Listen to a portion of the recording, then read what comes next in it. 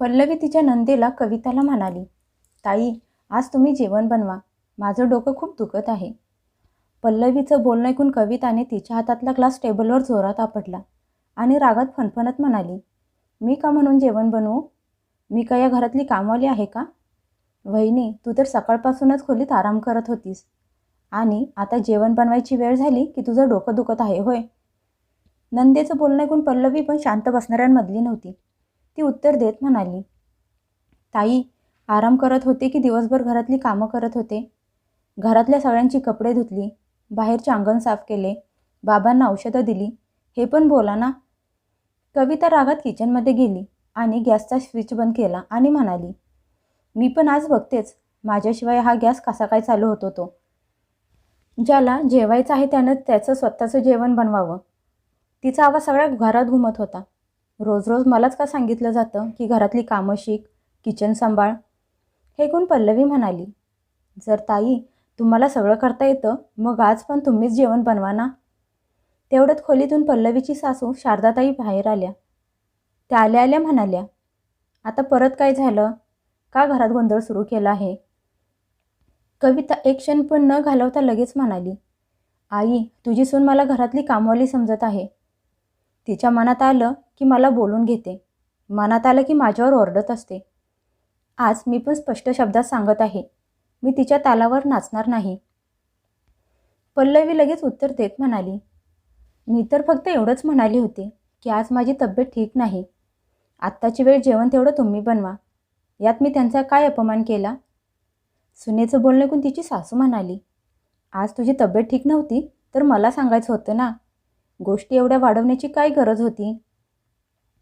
सासूचे बोलणे ऐकून पल्लवीचे डोळे भरून आले. पल्लवी म्हणाली, आई, मी तर ताईंना खूप प्रेमाने सांगितलं होतं, पण त्यांनी तर गॅसचा रेग्युलेटरच बंद करून टाकला.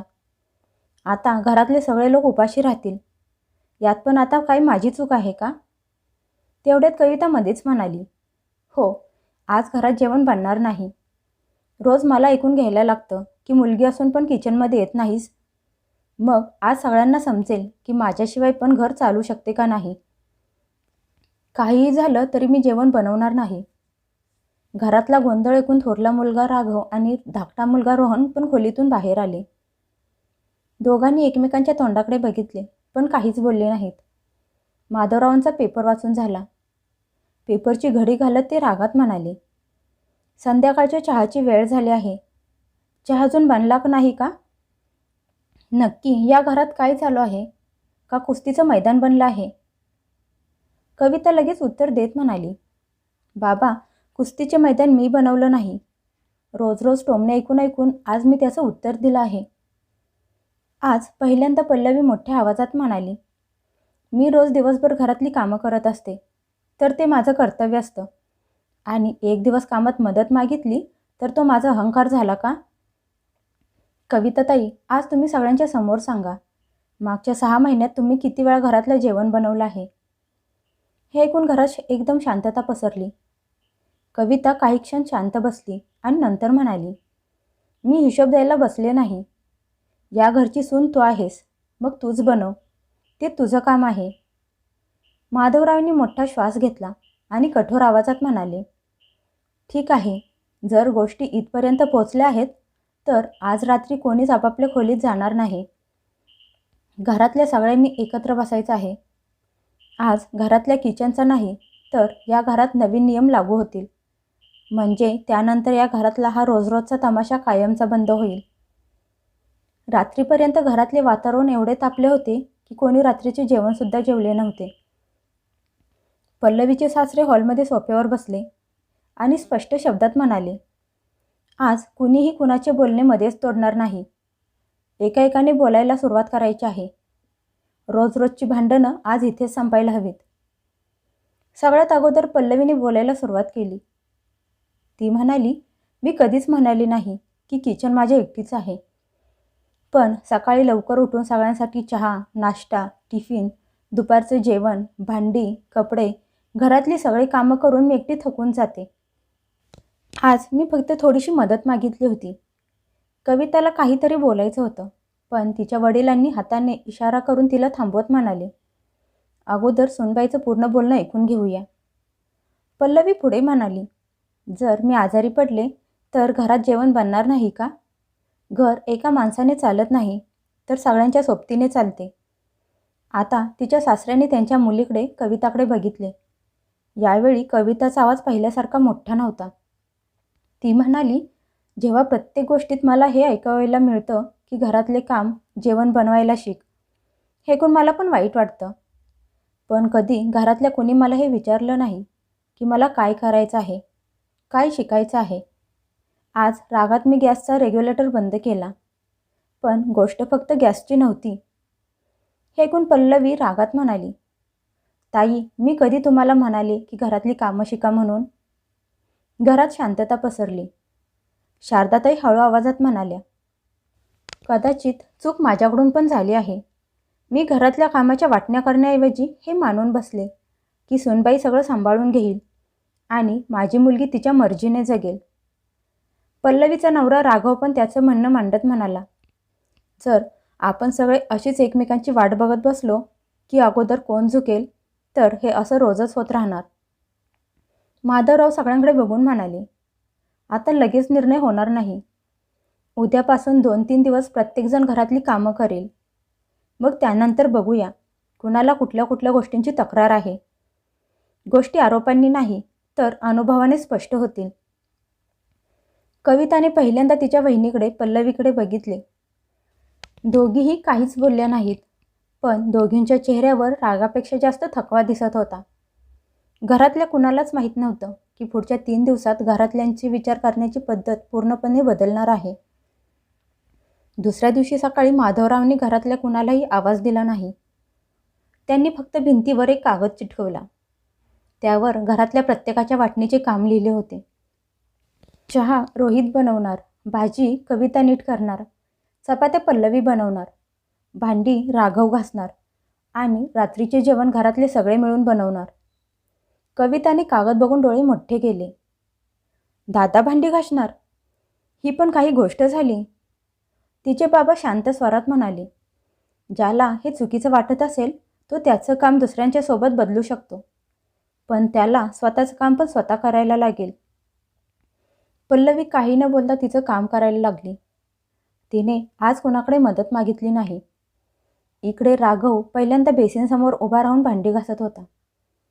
5 मिनिटं पण झाली नव्हते की त्याच्या हाताची आगाग व्हायला लागली. ते बघून कविता हसायला लागली आणि म्हणाली, दादा, वाटतं एवढं सोपं नाही हे काम. राघवने पण हसायचा प्रयत्न केला, पण नंतर थोड्या वेळाने म्हणाला, खरं सांगू, रोज एवढी भांडी घासणं खूप कठीण काम आहे. दुपारपर्यंत घरातले वातावरण सामान्य वाटायला लागले होते. तेवढ्यात शारदाताईंनी पल्लवीला आवाज दिला, सुनबाई, जरा पाहुण्यांसाठी चहा नाश्त्याची तयारी कर, माझी बहीण येणार आहे.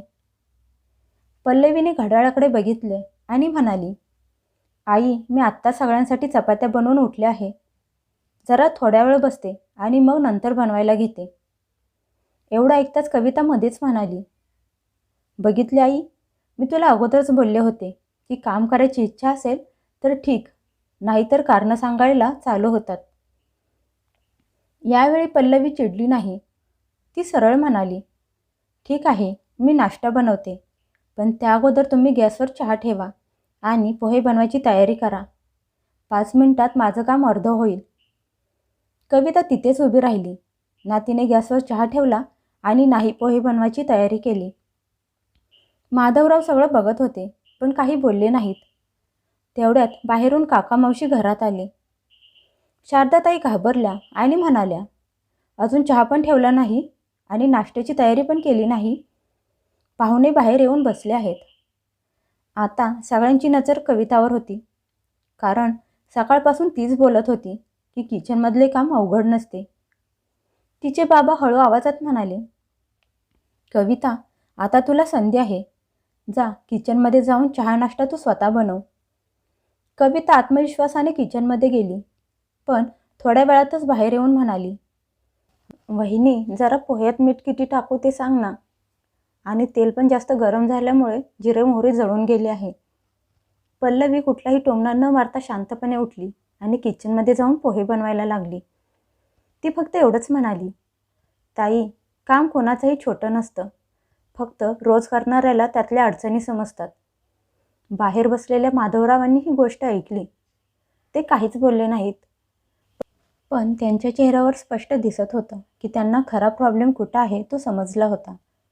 खरा प्रॉब्लेम किचनचा नव्हताच, तर खरा प्रॉब्लेम एकमेकांच्या कामाची कदर न करणं होता. तरी पण त्यांनी मनातल्या मनात ठरवलं होतं की शेवटचा निर्णय अजून बाकी आहे.